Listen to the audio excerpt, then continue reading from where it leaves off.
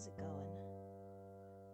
I need to like learn how to start my stream exactly on time. I'm always bad at that. Like I straight up couldn't find my headphones and the dongle to connect to the laptop so my stuff don't sound weird and all that junk. Like I couldn't find it. But yeah, welcome back everyone for part 2 of the Talanah route. This is gonna be lots of fun. I know I skipped stream this Monday, but I had stuff to do. Just anyway, I'm sure everyone understands. Life kicks my ass sometimes. Also, I didn't know it was Fair Game Week because I fully missed Fair Game Week. I dropped the ball. To explain, I liked Ruby at one point, but I still ship at least 2 ships, even though I'm no longer in like watching it or like fully in the fandom. I still like participate in the ship for like Crow and Clover, and also like Ruby and Penny, Paladina. I really love those. Oh, is the audio hushed? Okay, 1 second. Is that me or is it the thing? Let me see. Let me fix this.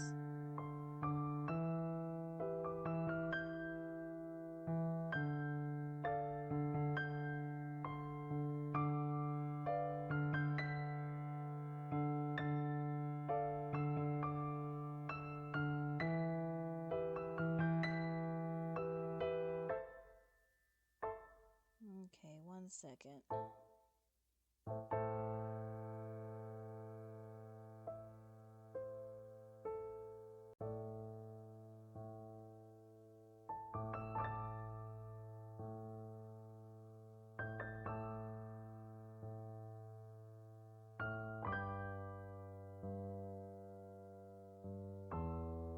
Okay, is that better by any means?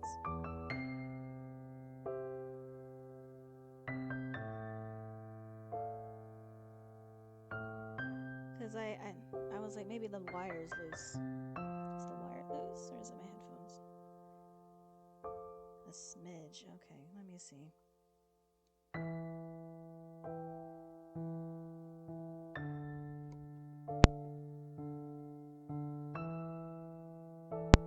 Hello? That better? Bring the mic a little closer.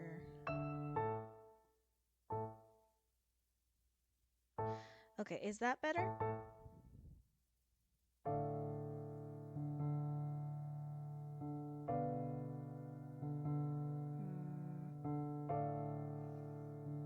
Not sure what would be wrong with my headphones in that case. Like, let me see. Heck yeah, that's better. Okay, I'm glad that's getting better right there. Just gotta bring the mic a little closer to my mouth, and I think it was like slightly muted. Okie doke. Well, let me know if that gets any worse, or like, I hope that's decent as it is. Maybe the game is just really loud. 1 second.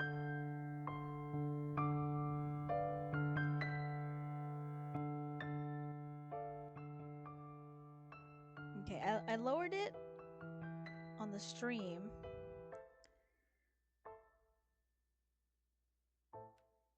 Give me a second.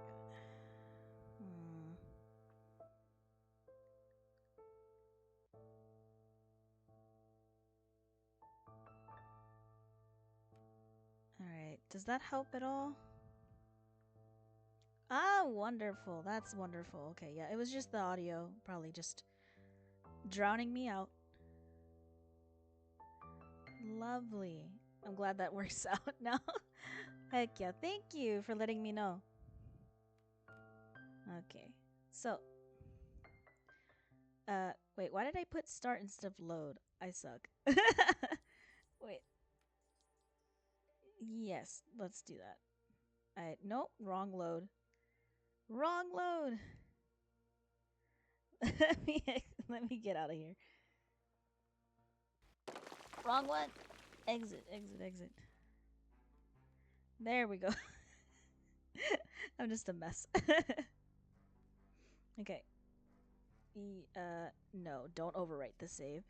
Return? Why am I just so lost right now? Quit. Yes. Absolutely wrong playthrough. I just started it and like fully didn't remember it. Oh. Oh, it crashed. Oh no, I did not like that.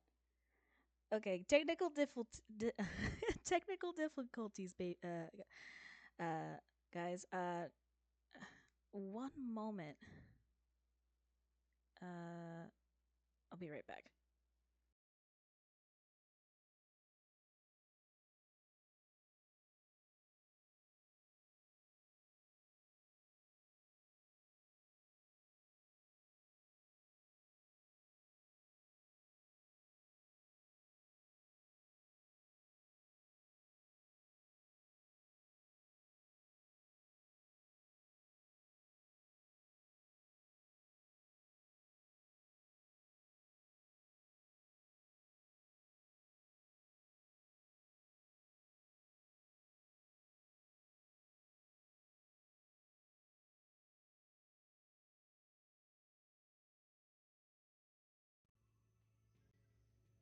I have returned.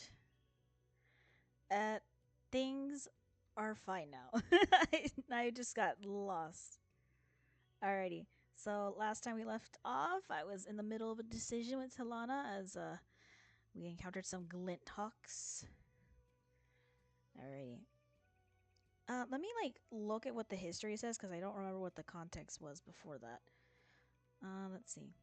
There's no time to dwell on the disappointment in Talanah's voice because she is interrupted by a sudden and brutal honking noise. It's a bunch of geese. Aloy and Talanah look up to see a flock of glint hogs, 6 of them, descending to protect their nest. Go up a little more. Well, what disappointment? Like, why was she disappointed? I just want to, like, get a little refresher on what was going on right beforehand.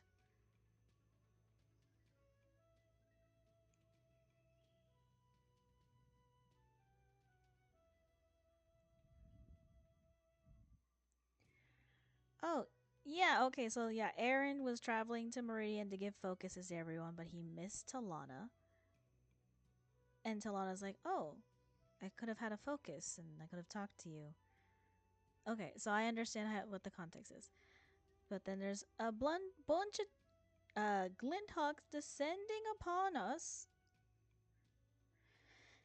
Okie doke. One second. Oh, why can't I move?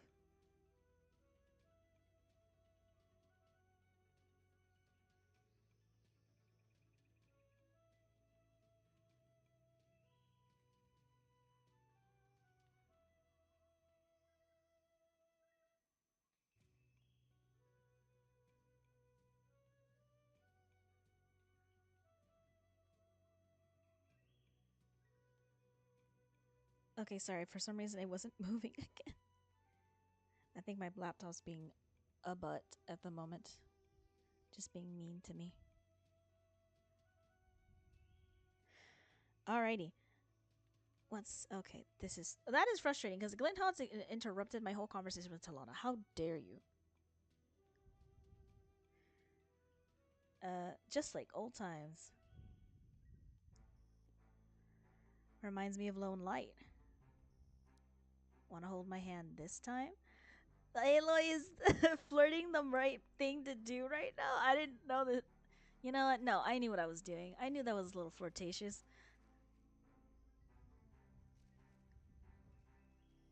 Sure, since she asked so nicely. Well, she responded well to it. Cooperative one-handed archery might be a worthy challenge. Add that to our list of tricks for the next hunt. For now, we should make quick work of these ones. Hawk and Thrush, let's go. I kind of like the way that it sounds like an actual just crow cawing at us. Sure, it's a nuisance to be stalled by an easy fight, but Hawk and Thrush share an eager grin as they draw their weapons against the incoming glint hogs. In a seamless flurry of motion, Aloy knocks and looses an arrow. Her aim is true. The arrow pierces the free sack on the closest Glinthawk's chest, dousing the machine in its own chill water. It lets out a loud honk as it goes brittle and comes crashing to the ground. Nice shooting, Aloy. Claim your prey. Ooh. The shakiness of the screen and the sound of like metal against metal. That's really fun. Talanah leaps forward toward the fallen machine, sword at the ready. With a thrust and a brutal twist of her blade, the Glinthawk shuts down in a shower of sparks.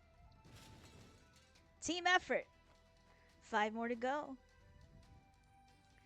I don't know why I made that more flirty than it should be. As they turn their attention to the next Glinthawk, then the next, then the one after, Aloy is struck by how good it feels to fight by Talanah's side. It always has. From the spear shafts to the alight and no man's land to the rot, there's never any need to shout plans, never any hesitation or frustration. Instead, it's full of trust and effortless synchronicity.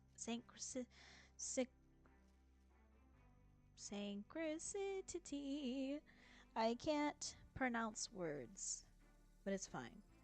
Wait, am I on mute? Okay, I got paranoid for a second that I was on mute because I remember muting myself and I was like, do I forget to do it? No, I'm good. Instead, it's full of trust and effortless synchronicity. Still can't do it. I had the same issue with the word entrepreneur the other day. I'm still not saying it right. Entrepreneur. It's fine. Moving on. No matter how long they've been apart. You know, I kind of love the texture on Aloy's kind of, I don't know what to call this, skirt thingy kind of. Because I like when the text kind of changed, I realized how the texture is actually different from the cloth of her upper body. And I'm realizing, oh yeah, that's leather. And that actually, like hide or leather, like I do like how they I don't know how I didn't notice, but I do like how you kind of like how the artist made that seem so kind of clear with the way they kind of how do you even say it? Shaded it, colored it. There's something about it. I really like it anyway. And even if it seems unexplainable, Aloy feels like she's better for it. Wrenching a salvageable arrow out of another fell Glinthawk, she finds herself wondering, what would it have been like if Talanah had been with her in the burning? Hey, look alive! Reflex alone sends Aloy diving to the ground as the last Glinthawk swoops down at her. Talanah bounds forward with a shout. You've seen your last sunrise! It happens in a blink. Swords raised, Talanah closes the distance and vaults onto a low hovering Glinthawk with agile grace. Woo! Go Talanah! Another wordless shout, and she makes a lethal strike and jams her blade into the joint at the base of its neck, driving the machine down in one final triumphant crash. As soon as she gets her footing, Talanah's gaze snaps to where Aloy is sprawled, prone. The obvious concern on her face gives way to a relieved smile when she realizes that Aloy is unharmed. Guess that makes us even. Okay. Aloy swallows hard and shifts to rest her elbow and hip. To rest on her elbow and hip, blinking up at Talanah.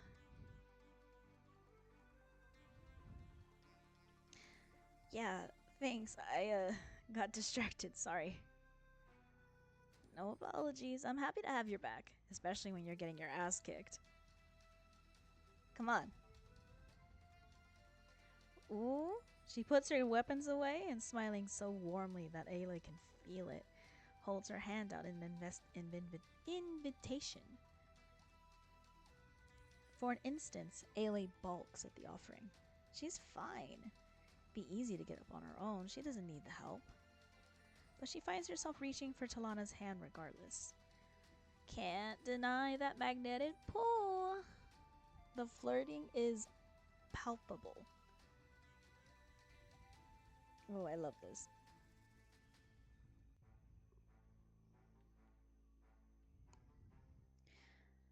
Talanah's grip is strong as she pulls her up. Her skin is soft enough to be captivating. She takes good care of her calluses, Aloy knows, and always hassles Aloy to do the same. She's like, you need a skin routine, Aloy, and I can show you how. And ooh, I love the thought of that. Just Talanah showing her, this is the skin cream I use, and then not giving it to Aloy, but then taking a dab of the cream and just smooth, like rubbing it into Aloy's skin for her. Love it. I love it. I can just see it now. Karja care routine, exactly. Oh my gosh. Makes her wonder if her own hands feel rough. And even when Aloy is upright once more, firmly on her feet, Talanah doesn't let go. Or maybe she just likes her rough hands, but also kind of like goes, well, come on. She is, I think she is, no, Talanah, didn't she say that, because before the lodge would not let people in, it would only be among the sons of the nobles. And then after Avad rose to the throne, like assumed the throne, then they opened their doors to everyone, regardless of class or tribe or gender.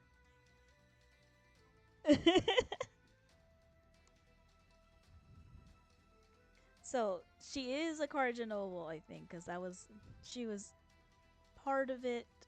At least her brother and father were part of it beforehand. So she knows a little bit of luxury. I kind of like the thought of like Talanah, despite being like the whole. I'm sorry, I'm all stuck on the Karja care routine because now I'm just thinking about Talanah like pampering Aloy. Again, rich girl pampering Aloy.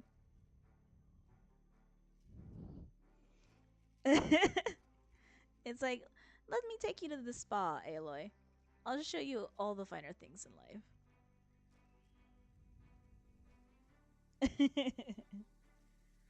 Absolutely. I mean, look at her now. She looks amazing.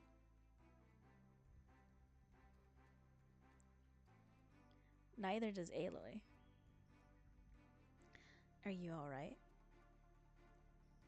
She gives Aloy's hand a gentle, fleeting squeeze.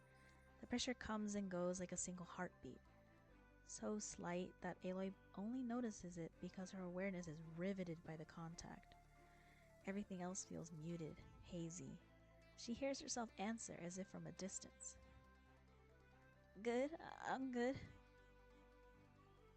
Good. She's milking that. With that, Talanah lets go. It feels like a loss, a hollow lack, absence made tangible. Where's the nest? Out on that outcrop. On the on the outcropping. I'll climb for it. And I'll see if I can claim anything useful from our friends. It's a simple climb to the Glinthawk's scrap nest, and Aloy makes it with ease. Working carefully to avoid any sharp debris, she shifts through the pile until she uncovers the downed drone. I hope I can salvage something from this. She activates her focus and scans the drone. Its local auxiliary power reserves kick on, populating weakly projected error signals. Warning. Wait. Warning. Like it's like project. Warning. Electrical damage indicated. Level critical. Recent data untransmitted. Fragmentation severe. Proceed. Despite the discouraging alert, she confirms. The data that loads is just as disjointed and lacking as the drone's setup indicated, and her focus can't parse the corrupted fragments. She grits her teeth in frustration. Shit. All she manages to extract intact is a single set of coordinates. A cursory glance reveals that the listed site is nearby, deeper in the jewel than she's been before, to the northwest, maybe even over the cliff boundary. It's not much, but it's a lead. Aloy sighs. Better than nothing. Leaving the beyond repair equipment in its resting place, Aloy takes the quick way down. She springs from the outcropping's edge, deploys her shield wing, and steers a smooth glide to land nearly toe-to-toe with Talanah. One day I'll learn not to hold my breath when you pull the reckless stunts like that. Who's being reckless? That was nothing. Who's being reckless? That was nothing. You really are something. Oh, I skipped a word. You really are something else. Oh my gosh. Talanah just standing there watching her just float to her until Aloy. You didn't need to be toe to toe with her, Aloy. You did that little game of chicken where Talanah's like, is she gonna crash into me? It looks like she's gonna crash into me. I'm not moving. I won't. No. She can scare me all she likes, but honestly, and probably Talanah thinking, wait, if she crashes into me, then we could probably and just holds her ground.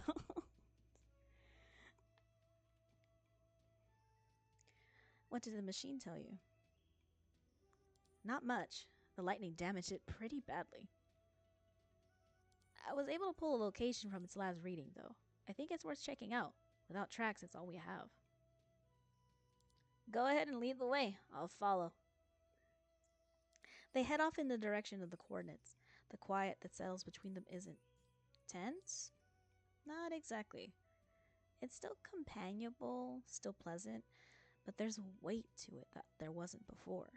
Talanah's worry for Milu feels more palpable, and that sadness she tried to hide, it makes Aloy feel helpless, restless, makes the hush feel jagged and strained. She wants to fill the silence, to fix it, but everything she thinks of saying seems so unnatural and awkward. It's probably better if she just keeps her clumsy mouth shut. I do love. I mentioned this before, and I thought it was like my flux changing the lighting on my computer for like from like blue light to warm light to like not mess with my eyes too much. But I do like. No, I clicked it. I didn't mean to click it. No. I do like how when the time of day shifts, you see it how it. I've mentioned it before. It colors the sprites and how and like the lighting changes. The attention to detail is very nice. But yeah, going back to the histories because I accidentally skipped one. Soon, sunset approaches. The cloudless sky streaks with pinkish hues, and the muggy heat in the air begins to dissipate. As they trudge, climb, and traverse the surroundings become familiar. Aloy has been here before. They're about to pass by the old Eclipse base of operations. Which means it looms there in the distance, a Horus entombed on the far Eclipse side, legs clung in a sprawl, the metal devil that once held Hades. Even as it lies dormant, the machine's immensity is unnerving enough to raise the hair on the back of Aloy's neck. And now that she's witnessed one active, moving, now that she's witnessed a destruction wrought even at a partial capacity, seeing this one almost curdles her blood. But it's almost an opportunity to break the silence. Talanah's parting words return as an echo. Just remember Umbeki is taking something down bigger. And once again, Aloy speaks without thinking. Hey, take anything bigger than that lately? She nods toward the Horus. Talanah follows the gesture, then narrows her eyes in bemused contemplation. Then she laughs. I've felled plenty of colossal quarries since we parted ways, but I can't say that a metal devil's on that list. Well, it's on mine. Ha! That's cute, Thrush. Is this a subtle way of revealing your scheme to supplant me as Sunhawk? Something about the teasing causes Aloy to hesitate. Her smile fades. This is the first time she's talked about this with anyone besides Beta or Gaia or Silence or Seika. Pinned under Talanah's expectant gaze, it feels much rawer than she anticipated. No, it's not. And I'm not joking.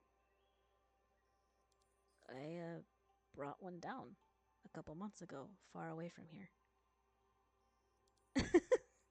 Another laugh glimmers into Lana's eyes, but it recedes when she notices the solemn set of Aloy's expression.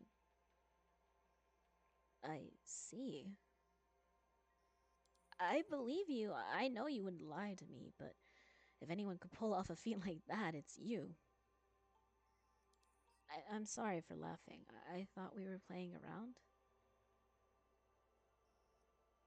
I'd like to hear about it.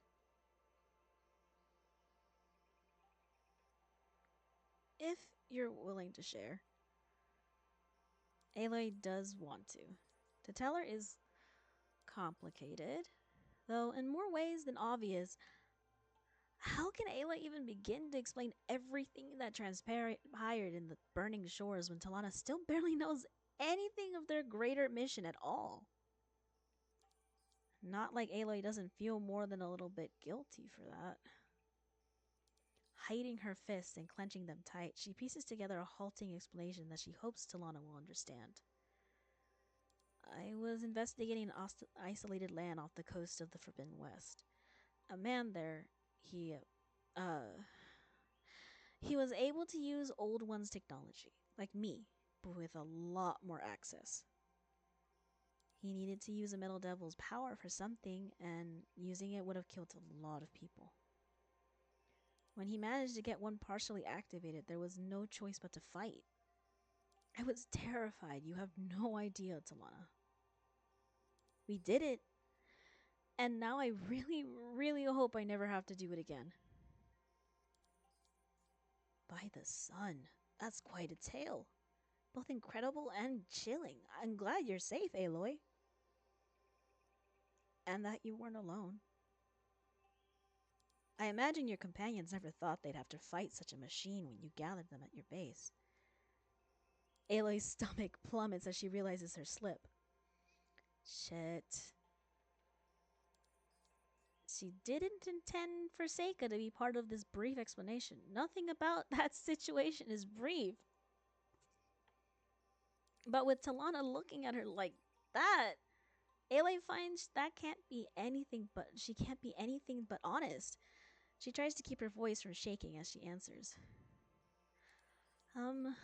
Actually, they weren't there.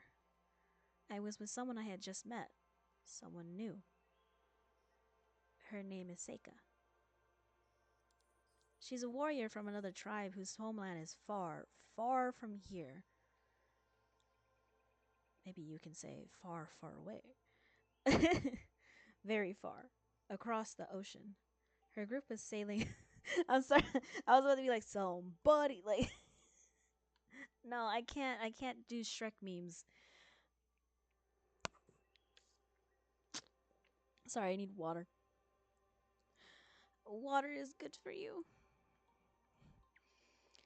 She's a warrior from another tribe whose homeland is far, far from here. Very far. Across the ocean. Her group was sailing for the Forbidden West and ended up stranded. It's a long story, but the man I was talking about, he kidnapped a lot of her people. Her sister among them. So we worked together to get them back and to bring him down. It's strange and beyond uncomfortable. Not knowing what to say while also not being able to stop. For months, she's held her time with Seika close to her chest, keeping the confusing thoughts and mixed emotions locked inside, letting them churn and churn and churn. And bringing it up now might as well be reopening a wound. The bleeding won't halt, all of it pouring out before the one person Aloy can't explain why she doesn't want to know. So yeah, I've had a huge crush on you, but I went and had a whole little romance with another girl. And you know what? I know that we're not a thing, but it also feels like I emotionally cheated on you. So, and I don't know how to explain that. I don't actually want you to know that I was like, and I mean I'm not like what. So why don't you? I don't know. I really like Seika, but like honestly, I don't think we're gonna pursue it any further. But I really like you, and you get it. Yeah, exactly. It's how would I not get it? I don't know how you like. I feel like look, listen. It feels so. It feels so like that's how Aloy's feeling is. Like I We were hawk and thrush, and me going on the whole thing with Seika makes it feel like it was a betrayal of our whole relationship. Oh man. I do love how messy that is. It is, yeah, not the situationship. Oh no. Feeling out of control, she keeps going. Seika is an amazing person, a fierce fighter, and so brave in so many ways. And she helped me learn a lot about myself, things I hadn't considered before. I owe her a lot. Sounds like you two had quite the adventure together. Oh, not Talanah. Like the expression there says it all. Talanah, like going like, "Oh, you like her," and like the fact that she also the expression has this combination of like, "Oh, she likes her," but also like, "Oh, I'm glad for you," but also the bitterness of like, "Oh, well." She is having a moment indeed, and the moment right now is is shit. Aloy said it a lot, but like the entire this is like, oh shit. I'm happy she was there for you. Oh my gosh. Not you're doing the same thing Aaron did when he heard where he was just like, "Oh, I'm happy for you." Well, Aaron was thing is the difference between Talanah and Aaron is that Aaron had already given up a long time ago on Aloy the moment he found out that she was so much more than he had ever anticipated. Whereas Talanah always knew Aloy was amazing, had her own thing, and probably after whatever happened with Cease, kind of started to realize it herself, or maybe just had it there but then let it go, and then I don't know, but she didn't let it go beforehand. I think, in my opinion, I don't know. Kudos to the artist who did the sprites. This expression for me holds so much depth. Yeah, I am too. We made a good team in the deepening dusk. We made a good team. What about our team, Aloy? I thought it was you and me, Huck and Thrush, up against the world. Now I hear you're over here taking down bigger prey with another woman? In the deepening dusk, silence settles between them once more. This time, though, it is strained. Oh, 1 second?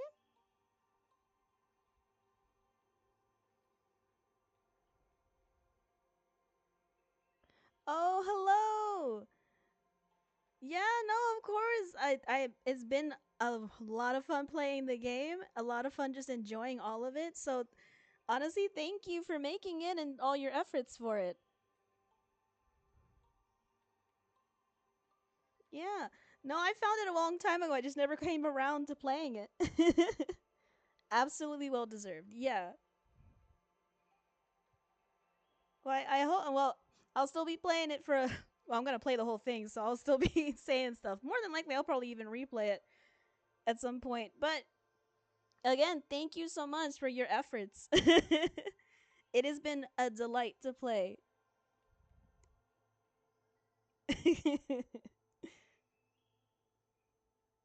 In the deepening dusk, silence settles between them once more. This time, though, it is strained, enough to be palpable. Talanah's gaze is tense as something foreign and unspoken. It flickers between Aloy's eyes and her own fingers as she fiddles with them. There's regret and uncertainty and even hurt reflected in their depths. Suddenly, Aloy is standing in the murk outside Thorn Marsh, feeling vulnerable and dismantled. With a burning throat and a dizzy head, and a sullen question threatening to leap into the open. Without warning, a spark of resentment jumps into her chest, burning the back of her throat. A harsh tang. Part of her hopes that Talanah feels it too. Part of her wants Talanah to press, wants Talanah to feel the same sinking in her own gut that Aloy felt before that confession had fallen from her lips and clouded the air between them. If there's something you want to ask me, ask. Talanah wrestles with her reluctance for another moment. God, this the way this is written. Ah.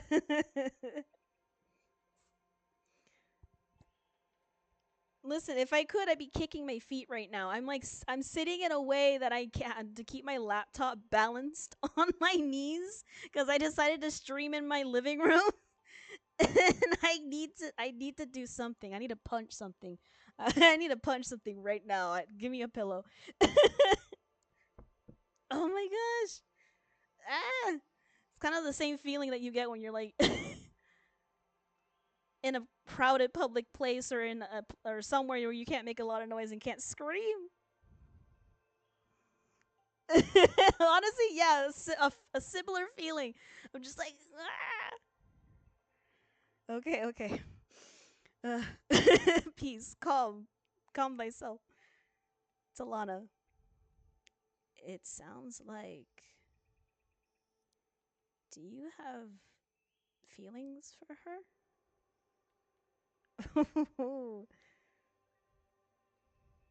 We had fun. I'm so spoilers for anyone who watches Invincible, but for some reason that first one going, we had fun. I'm not gonna spoil anything. It just saying we had fun is the same thing as going like she meant nothing to me. I'm sorry. I didn't mean for it to get that far. She meant nothing to me. Lies.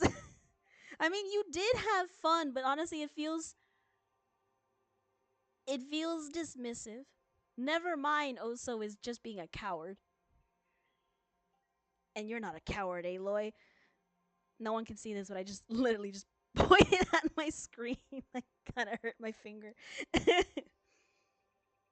Okay, you did, Aloy. So don't lie.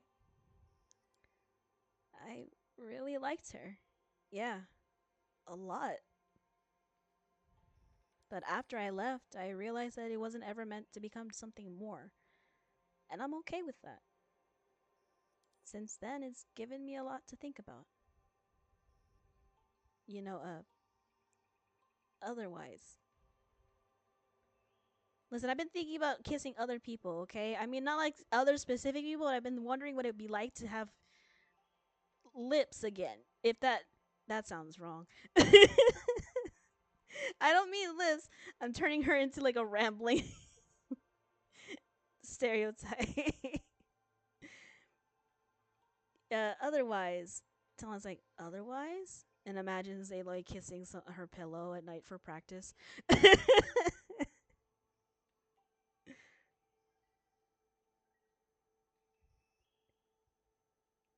Thank you for telling me.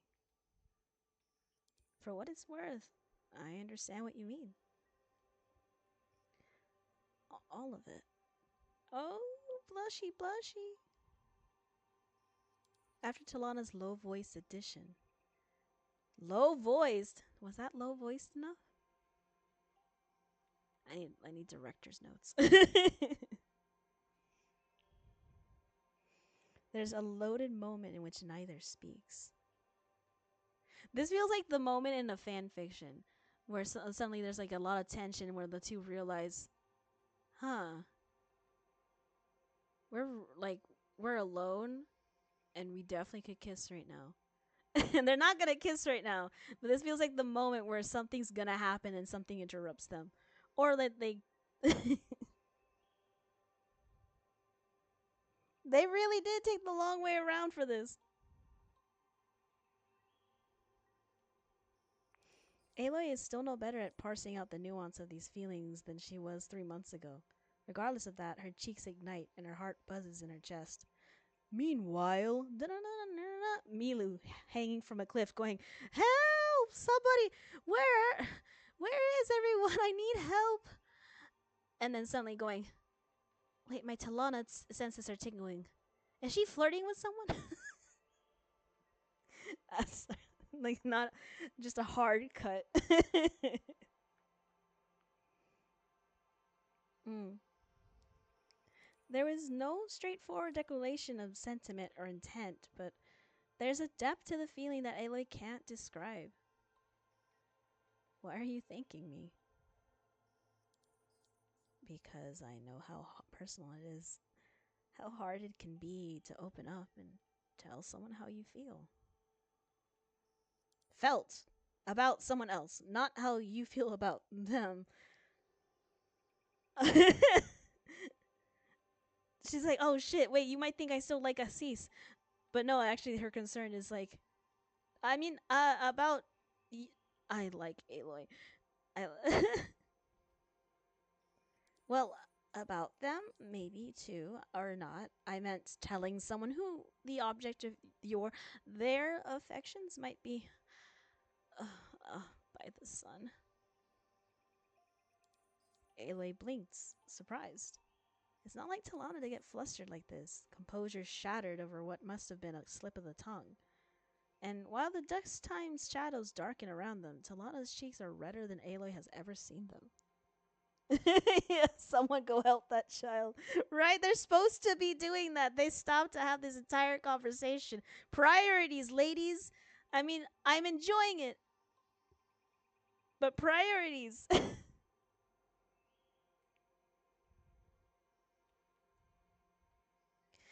Oh my gosh. Talanah's cheeks are redder than Aloy has ever seen them. Right? It makes her want to chuckle. She barely holds it back. You alright? What? What? Why? I'm absolutely fine. It's just warm. She gestures at the air around them, which has become undeniably cooler. The day is getting lower, like the sun's going down and it gets cold. And what is that at my window? Is that a moth? I'm sorry, I got distracted. I just saw something at my window and I'm like, what is that massive thing? It's just a moth smacking into the window. Ailey decides not to push it, but she can't help but smile as Talanah squirms under her gaze, determinedly avoiding eye contact. Oh, every time the text box goes away and I look down at Aloy's skirt, I just noticed that there's a little design. Give me a second.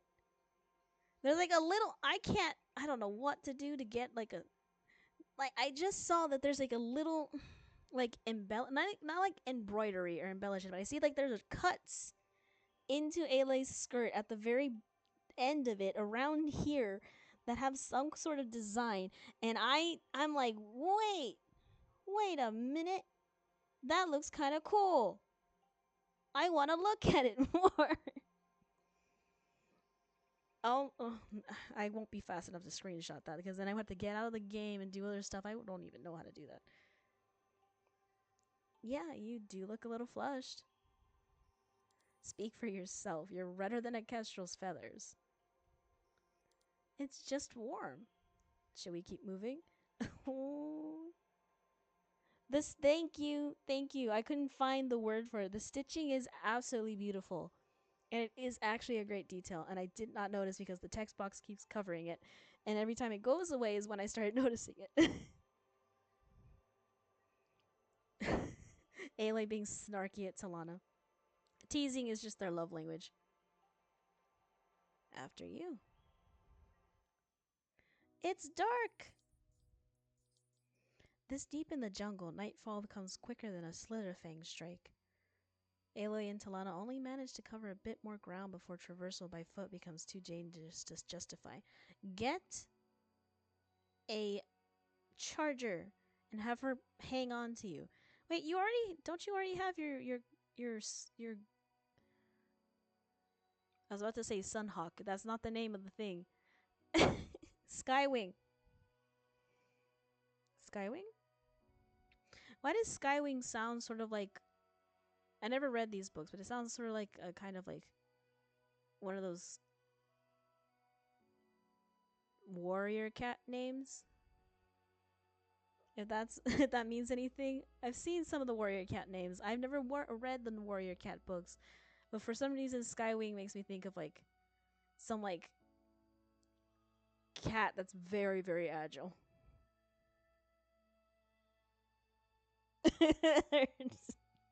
You know, she also does have her actual sunhawk. That also is true.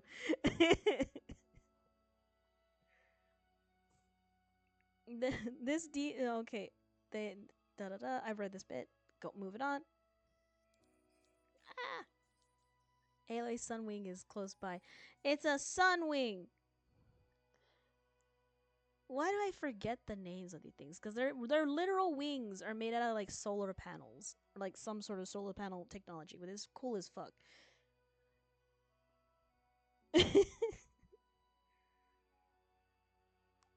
Aloy's sunwing is close by, making dutiful laps just above the tree canopy.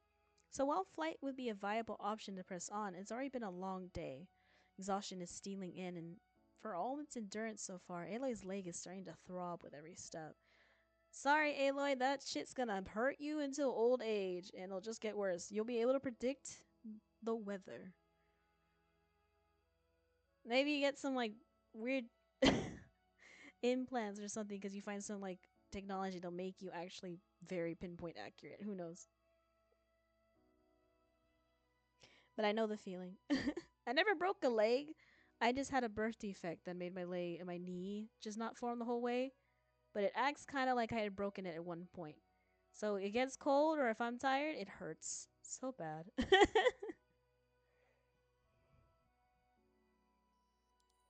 If Talanah notices her reluctantly slowing down, she doesn't acknowledge it in any direct way. Instead, she comes to a halt on her own and glances over to meet Ailey's gaze. When she smiles, her eyes shimmer in the emerging starlight. Ooh. Her eyes shimmer. Oh my gosh! She's a werecat! Cue the Scooby Doo scene from music from Zombie Island. Run, Ailey, run! She's gonna get you! A peg leg? Honestly, I would. That would be badass as fuck. I would be a cool pirate. Wait, why am I remembering? What do I remember that I watched a long time ago? I don't know if I dropped it, but I remember watching something where someone wore a peg leg, tried to walk with it in the sand, and it was going like, "How do pirates do this? How did they ever do this?" Just because they just kept falling down. Um, Gotta say, those sawtooths got a few licks in earlier. Feeling pretty beat. Ooh. I'm sure Talanah has a lot more in her, but has noticed the exhaustion and ailing without having to be told. And that is sexy. The fact that you're able to read that without knowing. Listen to me. The first time my boyfriend did something for me, like, I don't know. I know this is not the same, but this just reminds me, like, there was one time where I was out with my friends and he was with us. And I just mentioned I wanted popcorn, but we didn't have the time to stop by a stand or anything. And at some point later in the night, he found me popcorn. Just because I offhand said I wanted it. So, like, Talanah, or like, has anyone seen Agretzko? It also reminds me of how in Agretzko she went on a date with that one dude, but he was just so oblivious to her and the fact that her feet were hurting. Like, she shouldn't have worn those shoes, but not once was he considerate of her. And Talanah being considerate, that's pretty hot, Sunhawk. You right? Huge bring huge green flag. Absolutely. Thank you.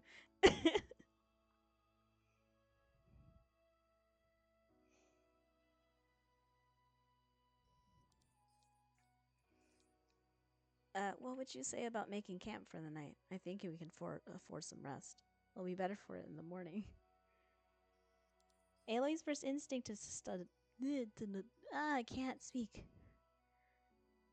Aloy's first instinct is to deny her, but her leg is aching. I don't know that's the voice I tried to go with.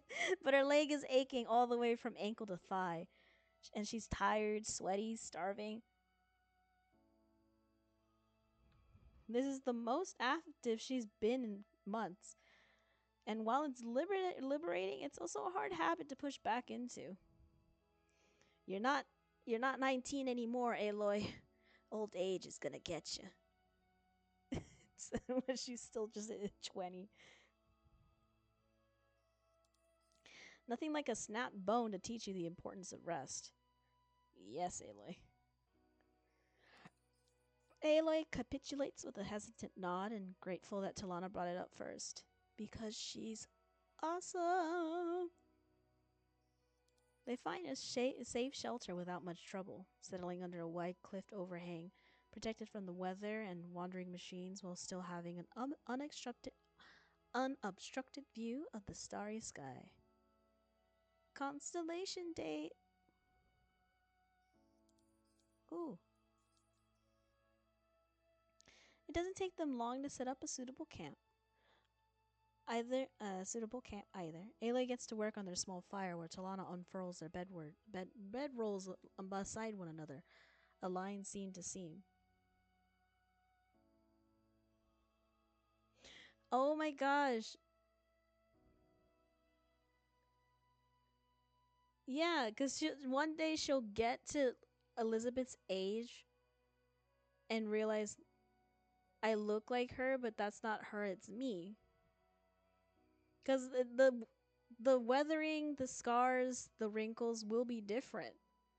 It won't be the exact same face. Because she's lived her own life. Oh, that actually sounds... After everything, it's still you. Not to get all Undertale on here. Oh, God. That's always fucked me up about certain like stories where someone gets to the age of like maybe a guardian or parent or someone or even someone that they look like getting to their age or even older and realizing, wow, I've lived longer than they did. Have still more potential to live through. Right? I would love Aloy to be an old woman kicking ass. To her dying breath, she'll just be the baddest bitch to ever live. Yeah, I hope like I cannot see it happening that she dies in any effect or anything like that, especially not early on. I mean, it wouldn't be surprising if she died early on considering all the stuff that she gets into. But supposedly after she like vanquishes Nemesis, the world-ending threats might lessen, so she might be less inclined to be throwing herself into life-threatening situations. Though their world and also the machines will probably get less violent if she manages to get everything under the control. So, yeah. I hope so too. Oh, also, I see what you're doing, Talanah, putting their bedrolls right next to each other, aligned seam to seam. That's very close. After the flame catches under Aloy's practiced hand, she straightens, hobbling in obvious pain. Watching her with caution, Talanah gently pats the spot beside her, and Aloy can't help but notice that she is sitting very close to her bedroll. I kinda love that in this route there's like some particular, because I know that other routes have made mention of her like bad knee. I feel like in the Aaron route it was also mentioned that her knee was killing her, but not to the extent that the Talanah route is doing it, and I kind of just deeply appreciate it. Putting their Minecraft beds together, right?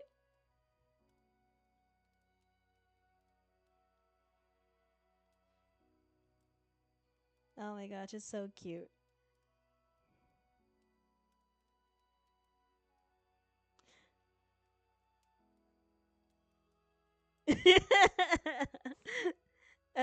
Honestly, hell yeah, I would definitely do this drinking game. Next next round I'll take a shot.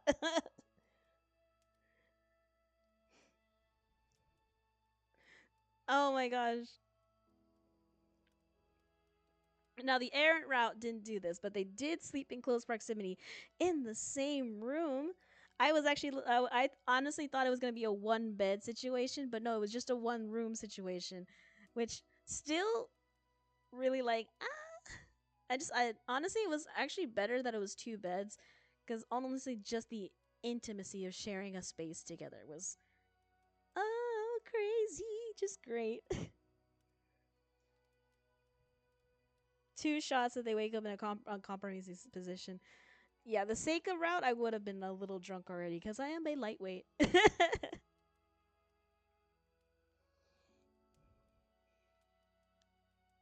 Watching her with caution, Talanah gently pats the spot beside her. Now, Aloy can't help but notice that she's sitting very close to her bedroll. Now, listen, the compromising position with Seika and Aloy by accident, but Talanah's over here like, I don't need the cover of sleep to make this into a compromising position. There was only one bedroll.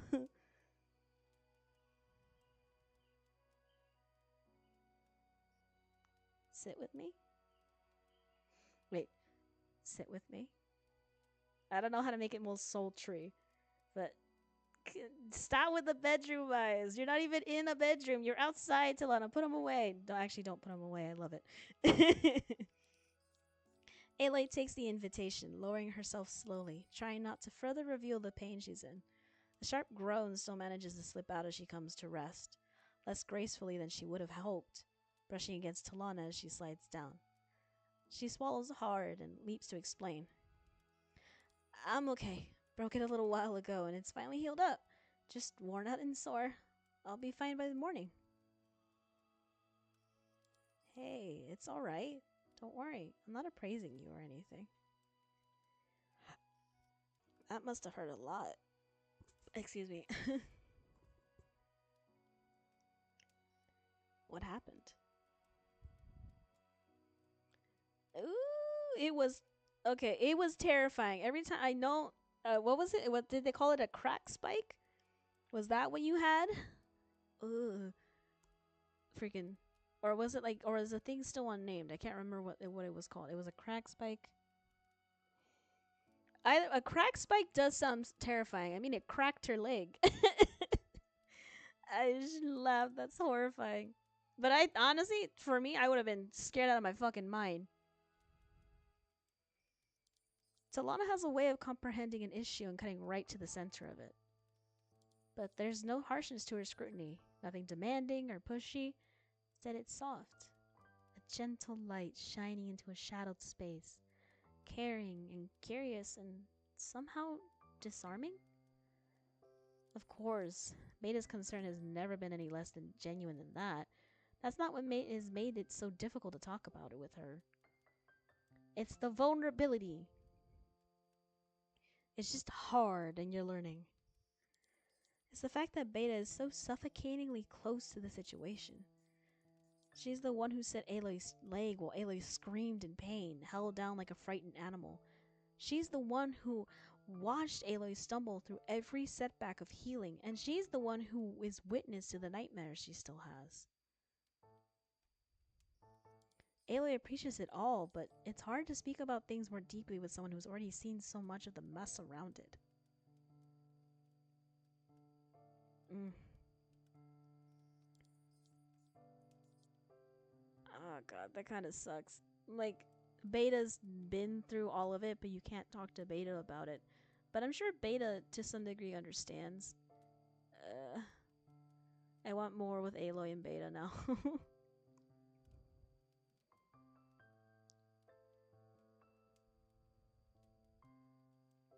Oh, also, hi, Title Fox. It's nice to see you.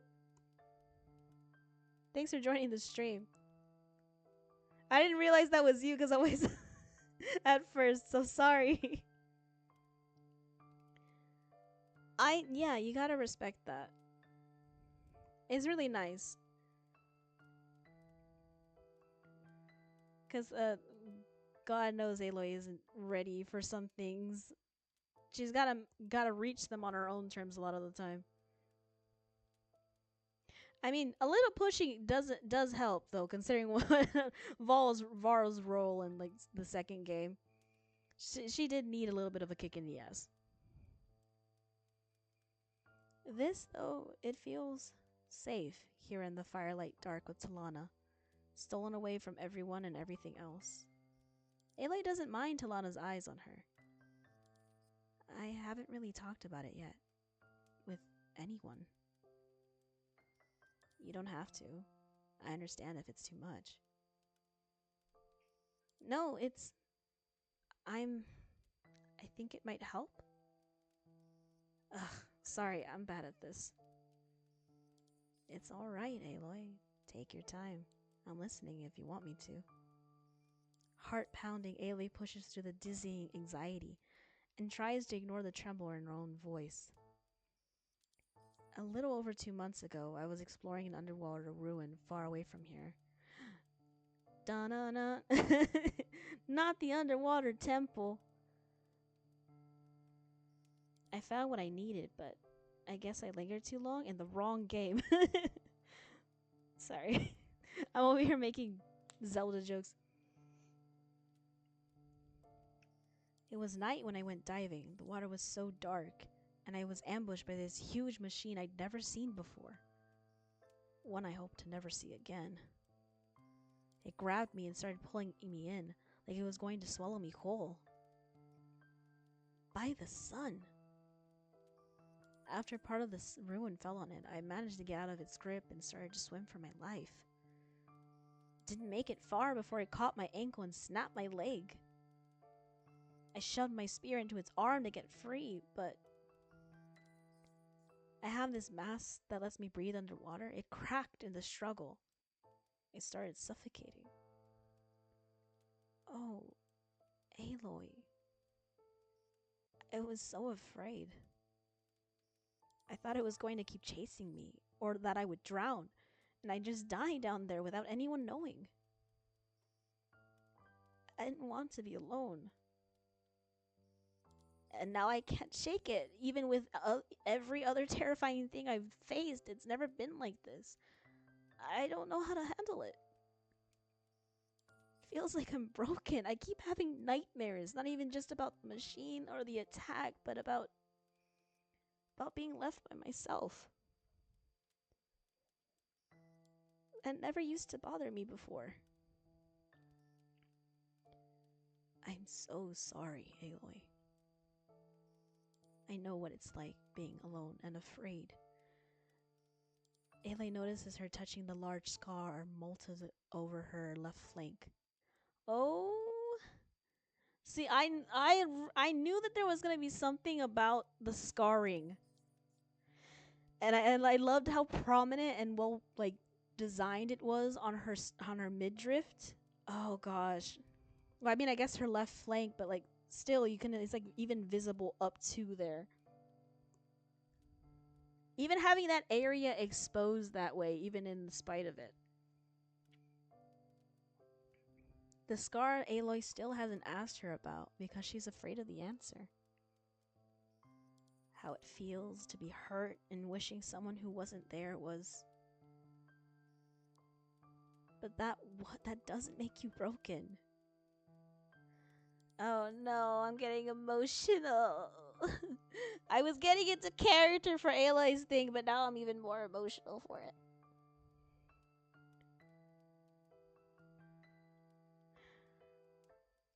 Oh, oh yeah, because she did get like pretty messed up in the first. Was it in the first game? Oh, that does suck. But you guys did y'all remedied it in your own game, which I think is pretty badass. During the comic, gored. Oh, that's nasty. Oh my gosh, that sucks. Jeez. I guess because it was in the comic, Gorilla just decided not to put it in the second game because they figured no one else would have maybe read the comics.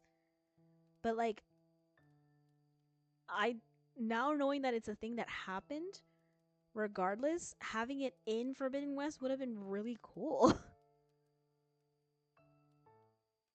Honestly, I'm just really just enamored with this story choice. That's just kind of having her broken the leg and then having this be kind of a through line of that they can relate to. Oh yeah, that scar is canon to me now. I don't care. It's canon forever now. Oh, did I accidentally click? No, I didn't. I didn't. I didn't. I just got distracted for a second. That is badass. Again, I need to get my hands on these comics. I just been I just been so busy. Also, when did it get dark? Jeez, it's very dark right now. Actually, give me like a few minutes. I'm gonna go turn on some lights and go check on, because my cat has also gotten very quiet. Where are you? When they do that, it usually means they're up to some kind of trouble. I'll be right back. Give me like, we'll take like a 5-minute break, and I'll be right back.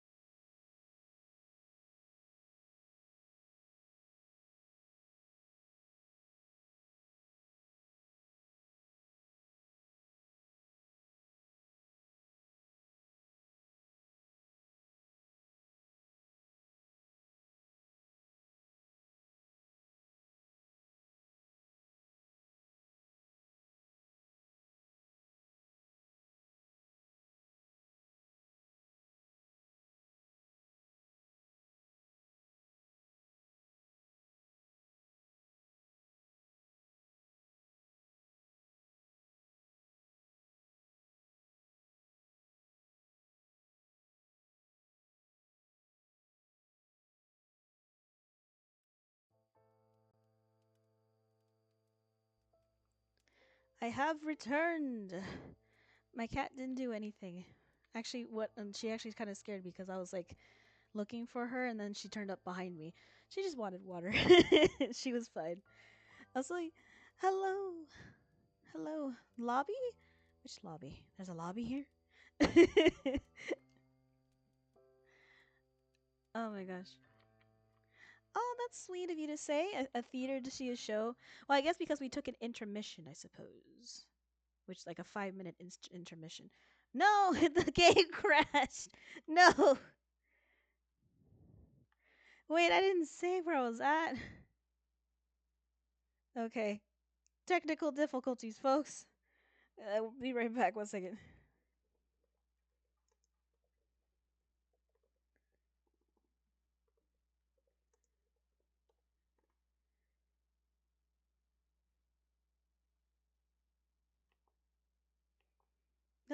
Okay. 1 second. 1 second. 1 second.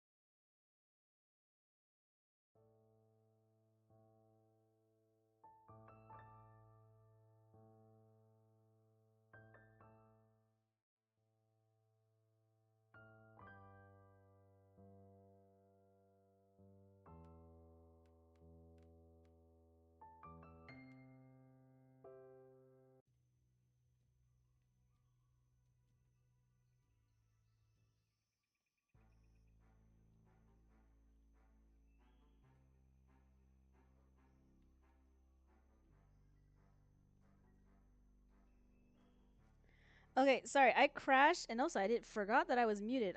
Did I mute myself and not mute? I'm so confusing. I'm confused. Give me a moment. I'll be right back, and I'll fix everything.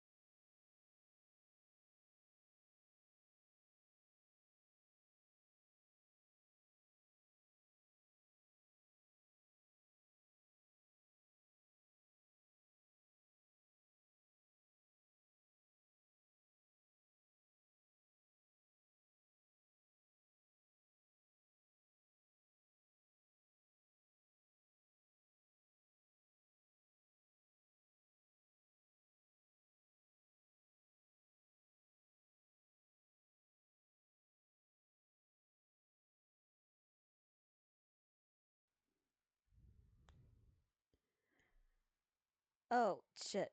Wait, wrong one. There we go. I was about to be like, everything's fixed. I did it and then was on the wrong screen.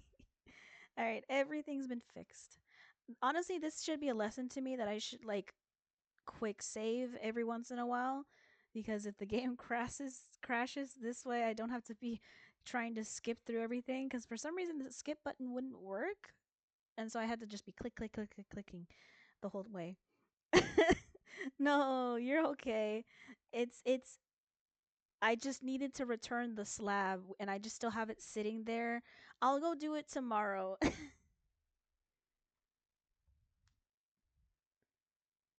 Yeah, and it's the pharaoh. I'm sorry. He's like right in the corner right now.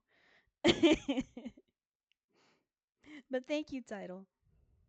Sage the Twitch stream. Just we just need to like sage it, put some salt down, a little salt circle. Pretty. Oh my goodness. Um, last we left off. Yes. So we were talking about Talanah and her scar that she doesn't have in Forbidden West that she obtained in a comic by I believe a claw strider. Oh, those things are terrifying, but also very cool. I love the velociraptors, velociraptor looking machines. Alrighty, back to the stream. Back to the Talanah route. Aloy notices her touching the large scar modeled over her left flank. The scar Aloy hasn't asked her about because she's afraid of the answer. How it feels to be hurt and wishing someone who wasn't there was. But that doesn't make you broken. A healthy amount of fear makes a prudent hunter. That's what Tarkus always told me. But fear also makes us human. Oh, I don't know how I just noticed this, but Aloy has like tears in her eyes. That's so sweet. I'm sorry, Aloy. Talanah can wipe them away, don't worry. You don't have to be so strong all the time, Aloy. That's a daunting thought. Aloy blinks back more tears. Her voice is barely a whisper. But what happens if I'm not? You lean on others and they hold you up. Some of us have wanted to do that for you for a long time. Mostly me. I wanted it like I probably fantasized about like Princess carrying you multiple different times since I met you. I mean like not immediately when I met you, but like but you know,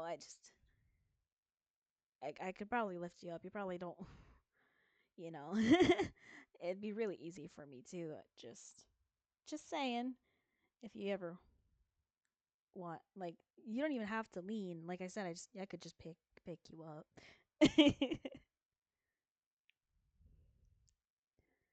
Something about Talanah's voice makes all the weight feel lighter. Aloy breathes deep and calm and slow.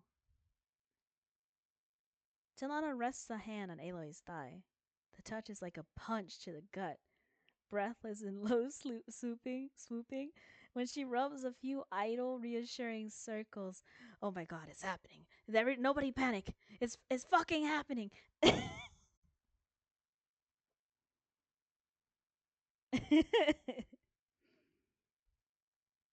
Aloy's gaze locks onto the point of contact, face flushing up like a dry season blaze.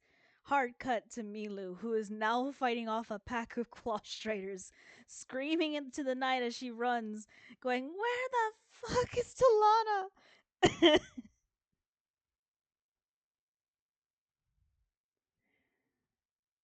It's gonna be like that arcane scene where he kept cutting between between Jason Mel having sex and and freaking Victor's over here on the other side of it, kind of fighting for his life. She's never had the chance to look at Talanah's hands this closely. They're really, really pretty. Uh huh. Yeah. Mm. Oh my goodness.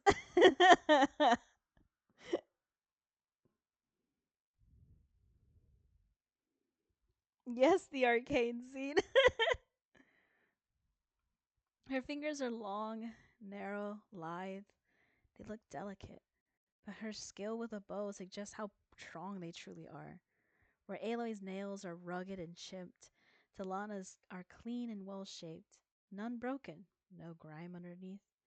Her palm is smooth against the thick material of Aloy's leggings, and heat radiates through her skin's warmth sustained despite the cool wind. Oh, oh no! Ooh, oh my gosh, I'm freaking out. The low firelight reveals a few silvery nicks and scars on her knuckles.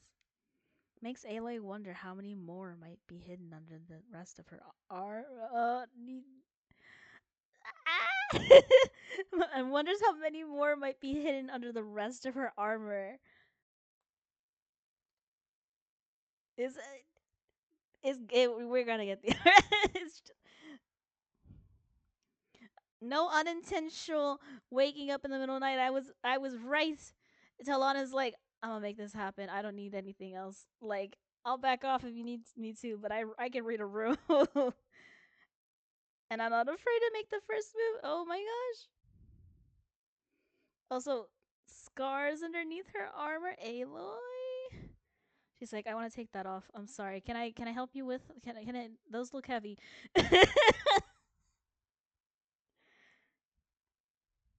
She's so preoccupied with Talana's hand that she misses what she says. Huh? Well, I was apologizing, but if you're not going to listen anyway. Apologizing? For what? Slowly, Talanah pulls her hand back to her own lap and starts toying with her fingertips once again. A shallow sigh strips the bravado from her expression. It's replaced by a clear hesitation to repeat whatever it was that Aloy didn't hear. Maybe reevaluating her admission entirely. Damn it, Aloy, you fucked up. You messed up, Aloy.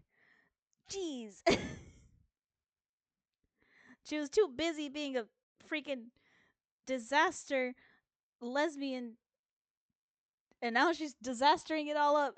And Talanah's like, ah, shit. I just told her I love her and she didn't hear that? Fuck. Now what do I do? Did she ignore me? Oh, fuck. I don't.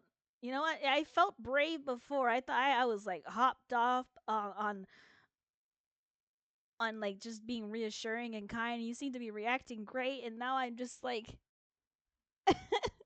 I'm like, oh god, was this a good idea? Yes, they are an absolute mess, and yes, I agree. We all love it.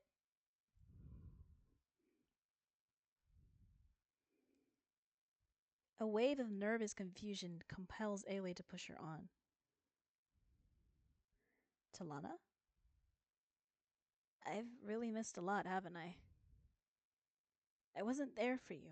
After I promised I'd be by your side as your hawk, as your friend. Hey, listen. No, Aloy, please. I need you to listen. I never even questioned you what you were doing in the West after I selfishly asked so much of you.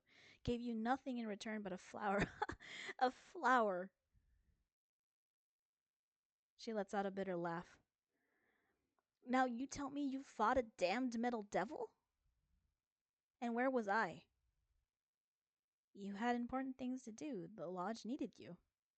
The statement feels empty. Doesn't seem to convince Talanah either. But you needed me too. She chances a look at Aloy through the threat of brimming tears, and while she refuses to let them fall, the way they glisten up her amber eyes still seizes at Aloy's chest. The trauma of not being able to be there for her father and brother coming through here now when someone that else is important to her nearly died and had to fight a metal devil. Oh, I do. Oh my gosh. Once again, do I absolutely love this game. I love the writers and the effort and the artists that went into it. The expressions are so good. The writing here is actually very good, and this is absolutely hitting This is doing a lot of things for me. I actually really deeply enjoy this. Just the attention to just the attention to detail, just the attention to like the actual characters and what their stories and how that actually impacts them and how they would react to this. It's it's bon appetit. It's just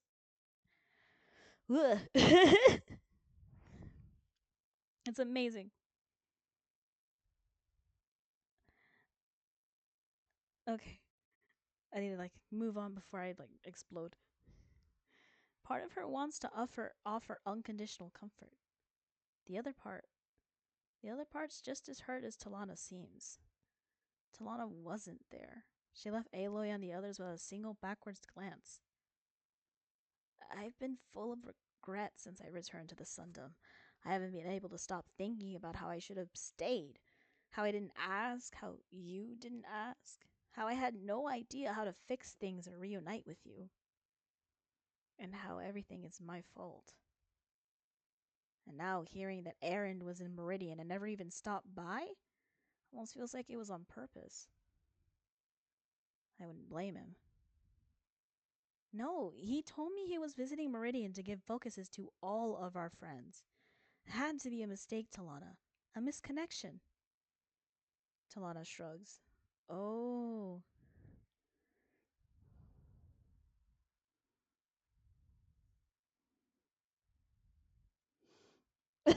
Without all honestly, the fact this is a fan game, so it's based off the actual gameplay and storylines. So there's still like, despite it not probably being not really super intentional on the actual developers from like Guerrilla Games part, they still actually laid down a lot of the groundwork. That's the fun bit about fandom. If you just see a little like some crumbs and threads of how a character's characterized or history or anything like that, and you see how they mesh with another one, it's not too difficult to weave the story around that. Or at least I don't think it's too difficult, but it also is masterful when you are able to do it in a way that's almost like just seamless, which is what I think exactly filling the holes. And this game does a lot for that, and also it is something about fandom and fan work and the fans in general that I deeply enjoy.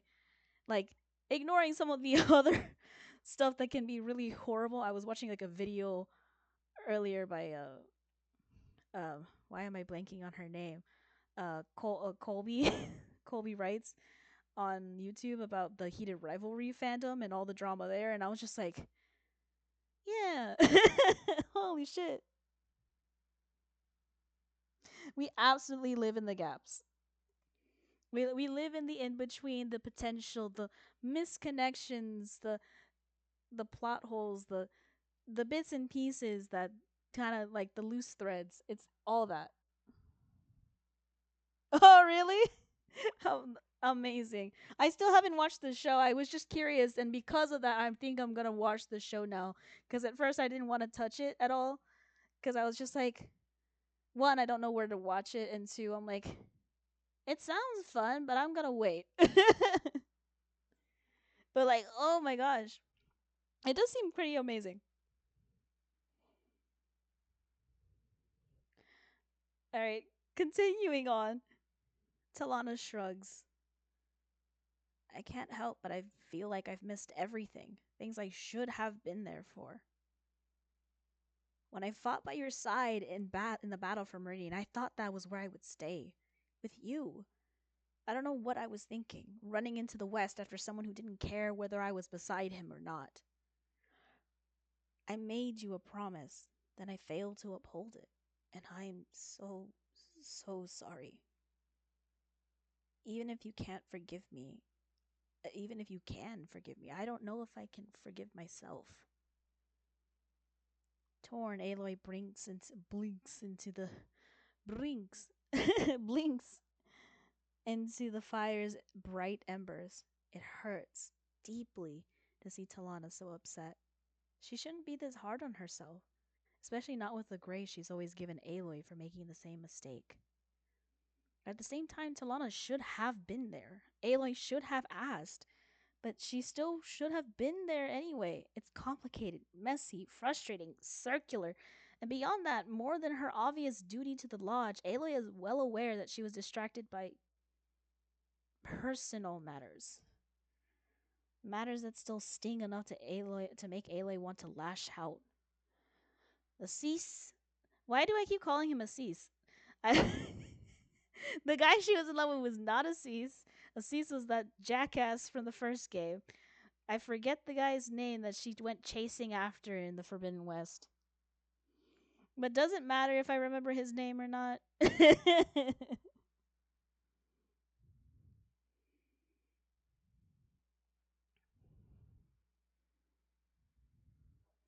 For a long moment, silence looms as Aloy considers how to respond to Talanah's genuine but belated apology.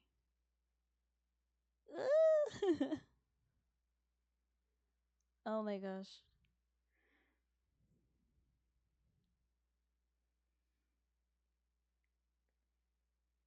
You haven't? Oh wait, let me look at the history. Okay, because I'm a little.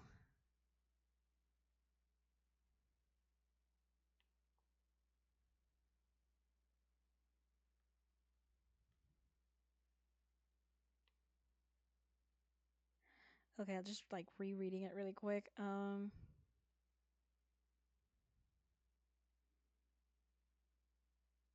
god, I don't know how to respond. Eee.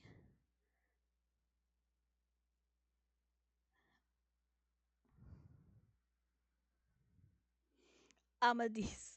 He's a soggy wet pot.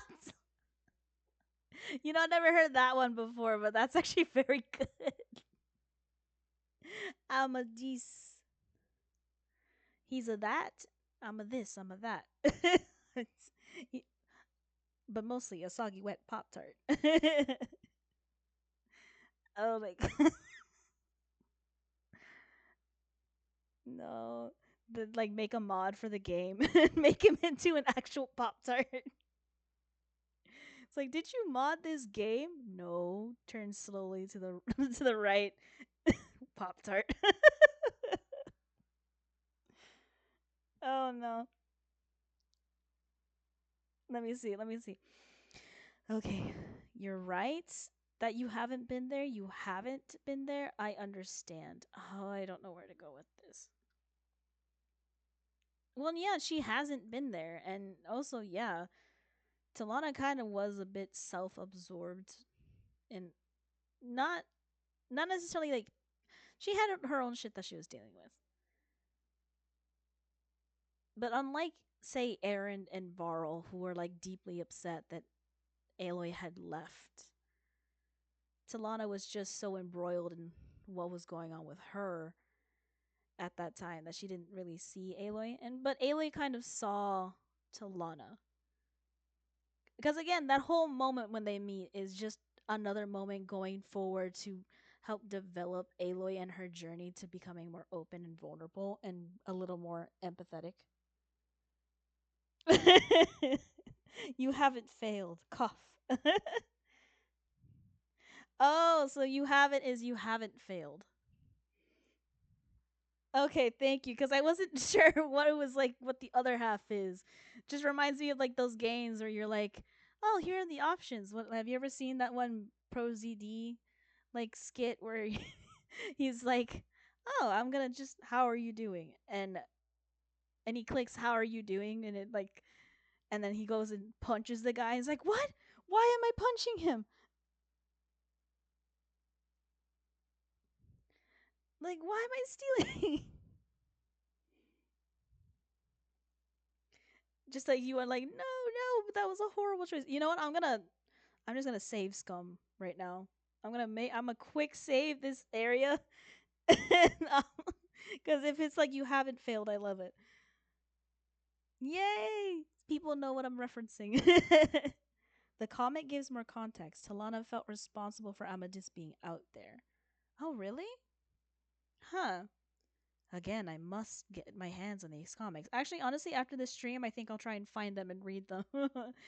Just so I can have more of this context, because I would love this. Oh my gosh.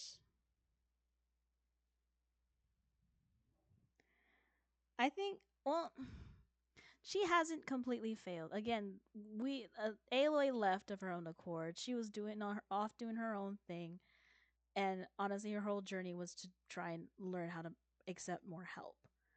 And while Talanah wasn't completely, hmm, I kind of love the thought of Aaron and Talanah having beef, though. It's like he wouldn't, right? He wouldn't just ignore you and not give you a focus.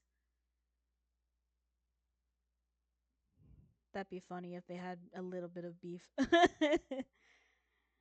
right, I'm gonna go ahead with have it now, knowing the context with that. Despite the palpable tension drawn all around them, Aloy softens at the remorse in Talanah's expression. Listen, I always chose the compassion option in the games, even though sometimes I chose the other options just to see what Aloy would do. Again, those options never mattered, but I still chose the compassionate ones. Talanah, you haven't failed me at all. You haven't failed anyone.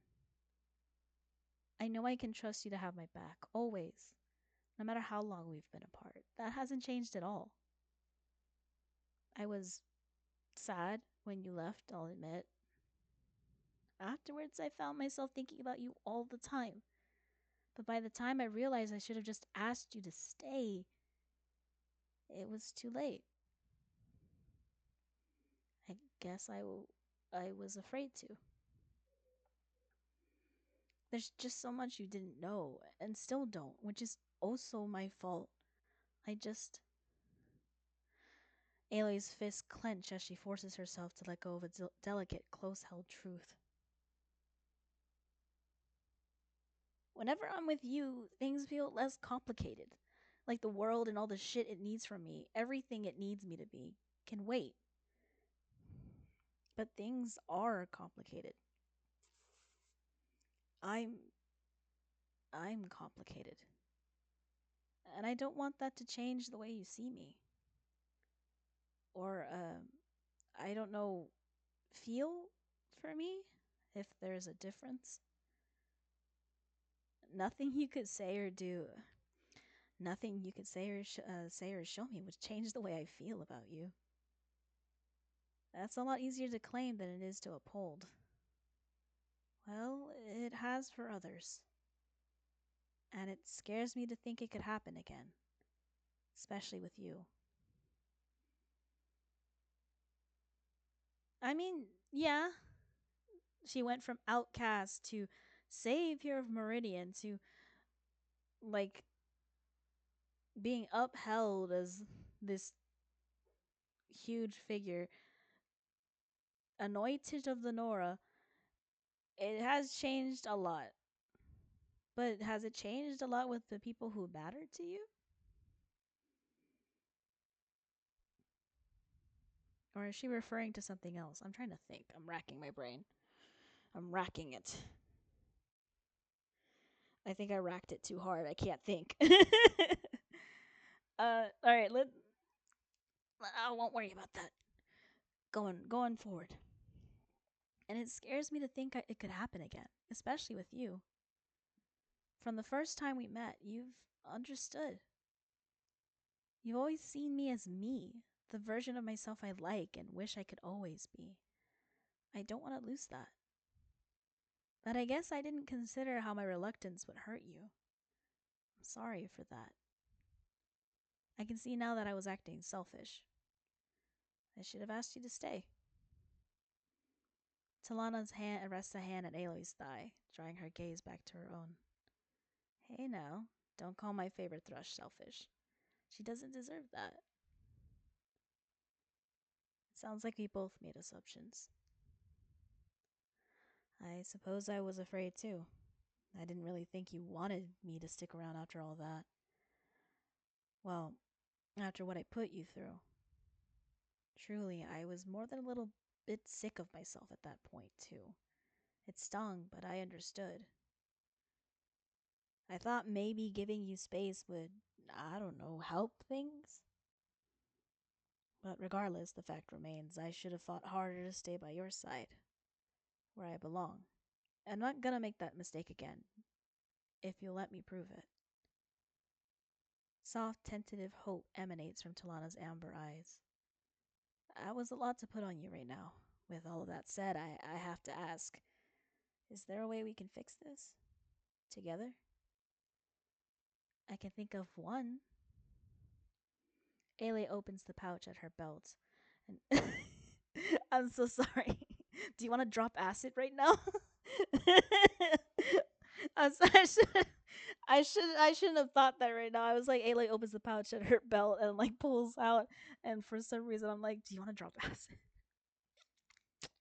Do you want to do like? And pulls out a brand new focus out of her stash. Restless firelight glints off the tiny device as Aloy holds it up between her fingertips. For a moment, Talanah studies it, eyes wide, brow creased. Aloy, are you sure? Are you, like, really completely sure? More than sure. I should have done this a long time ago. Just put the let me just put the focus in her hand. One of her hundreds of rocks. Aloy opens her pouch and and just presents her. I found this rock. It's one of the shiniest, polished rocks I've ever seen. Like penguins. I have to present you this pebble. Will you mate with me?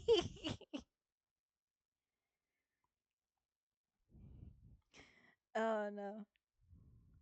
More than sure. I should have done this a long time ago. Here. Maneuvering around the metal pinions. I had a very cursed thought. I don't know if that's how you pronounce it, opinions, but I'm like I just imagine Talanah's like headgear here turned into minion merch. Oh no, yeah, that's so bad. Not Kevin. Kevin, no. Around the metal pinions of Talanah's headpiece. Ailey gently brushes aside a few strands of loose hair and places the focus at her right ear. Just right there. See, there you go. For visuals right there. Like just put the cursor. Talanah gives a tiny jolt at the unfamiliar sensations. Both the sensitive touch and the and the of the device? Both the sensitive touch and the of the device, fastening itself to her temple. But when it activates, her expression floods. Yes, suffer with me. It is an image that will never be scrubbed from your mind. Oh no. Just take a screenshot of this later on and I'll just try and like superimpose the minions on her headpiece. Oh no. But when it activates, her expression floods with awe. When she lifts her hand towards the hollow interface, lights. A smile tugs at Aloy's mouth. By the sun. Then she grimaces and blinks hard, her eyes unaccustomed to the visual dimension of the display. Aloy chuckles. It takes some time to getting used to. Quickly enough, Talanah shakes off the dizzy spell and continues to gaze around in wonderment. Fascinating. Almost hypnotizing. And a little bizarre. Makes me happy to finally see the world like you do. Try this. Ailey points to a nearby outcropping where her sunwing sits perched. Tap 2 fingers to the top corner and look at Skystreak. You named him? That sounds like a Transformer name.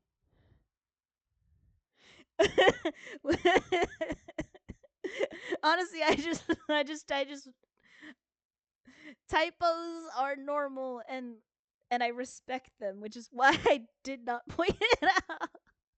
Well, I mean, I did put a little emphasis on it because I was like, "Am I? Is that me? Did I trip over words again?" Look at Skystreak. He's just one of the Decepticons. Because for some reason, almost all the Decepticons are like aerial guys. They almost fly, except for Megatron, who has been both a plane and a tank. And they can't. They always swap in between. Autobots roll out. Yes. Oh my gosh. Which reminds me, I need to get back on the new Transformer comics. I don't know if there's been a new trade or not, but I would like to know what Starscream is doing, because they've done a whole thing with Starscream lately. Yes, I didn't mention it, but yes, he also just turns into a gun, like straight up a gun that other people can use. Like, not to spoil anything in the Robert Kirkman comics, but that does come up in like the most devastating way. They took something that was so fucking funny about Megatron just turning into a straight up gun, like a hand-sized transformer gun. And I don't know. I tried watching the Gen 1 cartoons. I haven't finished them. But honestly, it's actually really funny to watch because of how clunky it can be. But yes, in the Gen 1 cartoons, I remember he could also just turn into a gun. Oh, whose idea was that? Talanah goes to follow the gesture, but pauses first, praising Aloy with one eyebrow cocked in a good natured tease. Sky Streak? You named your Sunwing? That's adorable. I mean, yeah, he and I spend a lot of time together, and so I thought I'd. You gendered your Sunhawk too? I like it. It fits him. A daring name for a daring bird.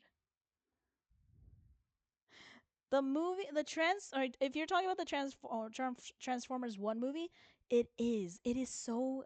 Are you talking about? Or are you talking about the Gen One movie where Hot Rod becomes Rodimus Prime?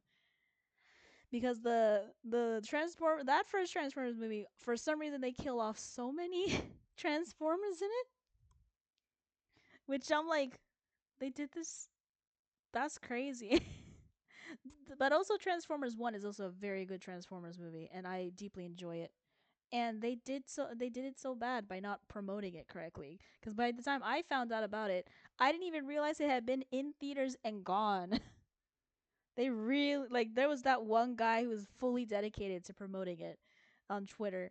I think he got like a free merch from it too. I think the team from Transformers 1 sent him like an art book, cuz he really was just promoting the hell out of the movie as much as he could.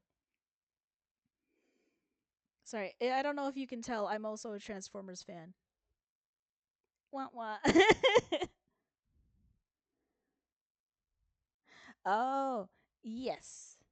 Now that one is also good, where they're fighting Unicron. Um, because but I will admit I didn't watch the entirety of the movie, and I need to get back to it because it is actually pretty good.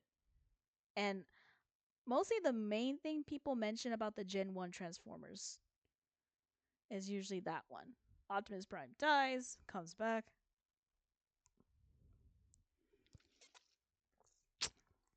I did not know who the composer of the soundtrack was, so I think I'm gonna go look that up later because that was a pretty decent, like, badass soundtrack.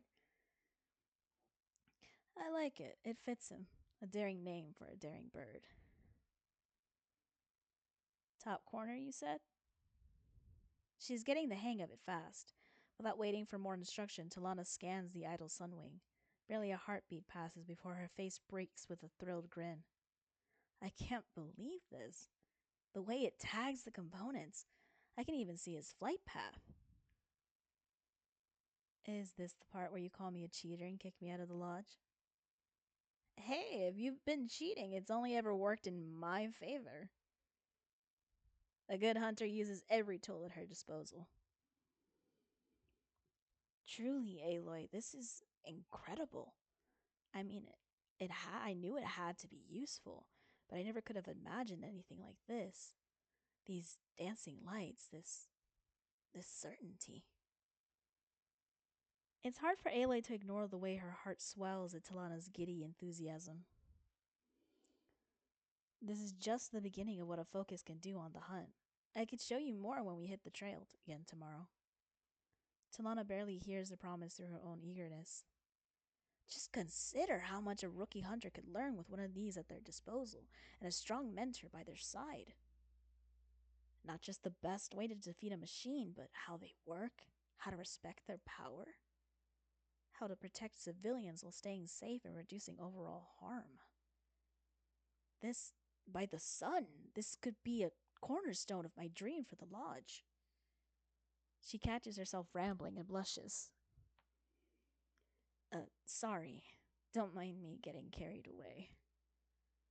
Aloy, thank you for sharing this with me. Talanah's happy gratitude is deep, unabashedly genuine, and as Aloy takes it in, she can't fathom the idea of not having witnessed this, of not having been the one to provide Talanah with this bright spark of joy. Wait, was the lights around the focus the same pink hearts that is like was it? How did I just notice that? She'll touch the focus again at some point. I'll see it. I will.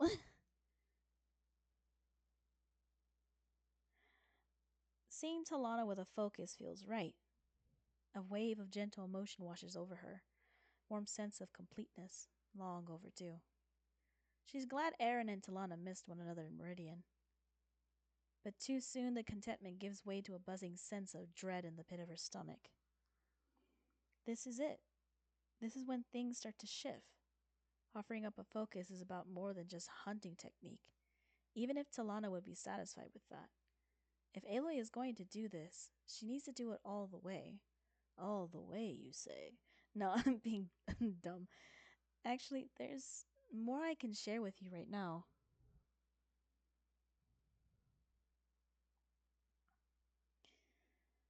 It's dark, but the hour is not yet far gone. With trembling fingers, Aloy touches her focus to open her communication channel to Gaia. She angles her shoulders away, not wanting to see Talanah's curious reaction to her speaking seemingly to herself. Aloy's like, I need her to know I'm not crazy. Hi, Gaia. I'm in the Jewel. Just made camp for the night and wanted to give you some updates. I am glad to hear you are well, Aloy, and that you are resting. Found the drone. It's fried. I managed to pull some coordinates from it, though. And that's when we'll be headed for tomorrow. I also ran into Talanah. She's out here looking for someone, and we're pretty sure we're headed to the same place. A deep, steadying breath. Could you detect the focus I just activated and connect it to the network? Of course. One moment. It's like, sorry, like, I'm gonna introduce you to my mom. She's technically all our moms, but you know, yes, mom. How do I talk to the girls? I need the talk, mom, please.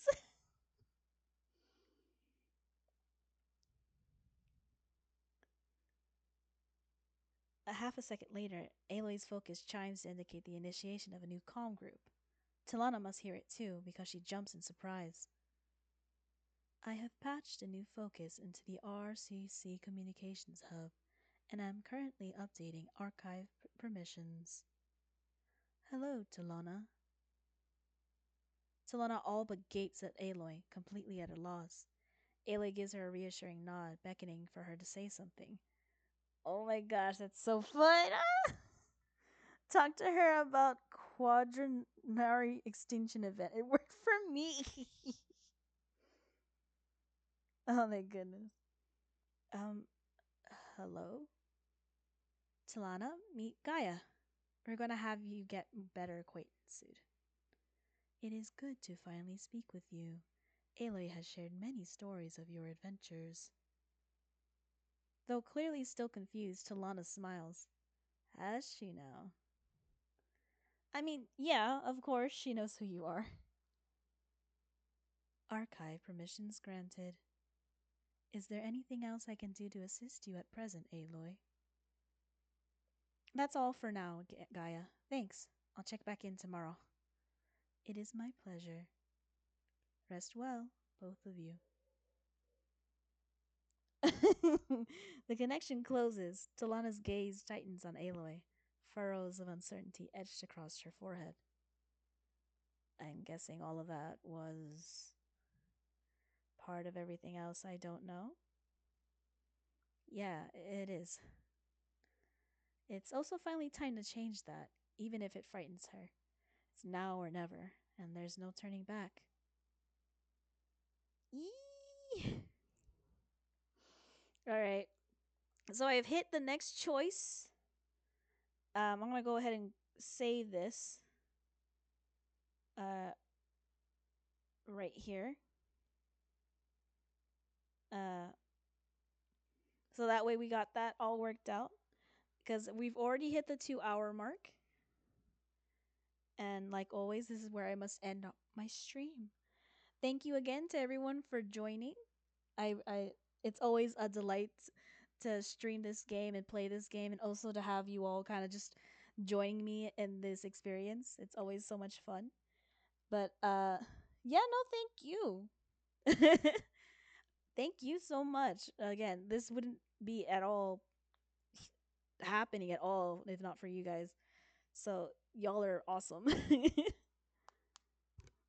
Yeah, no, I love to do it, especially with this game. It's so much fun. But yeah, uh, it's time for me to end the night. Uh, and I will see you all next week. Same bat time, same bat channel at 7 with more of the Talanah route. And we'll see how Talanah reacts to the archive next time. Thank you all again for joining me. Have a nice night.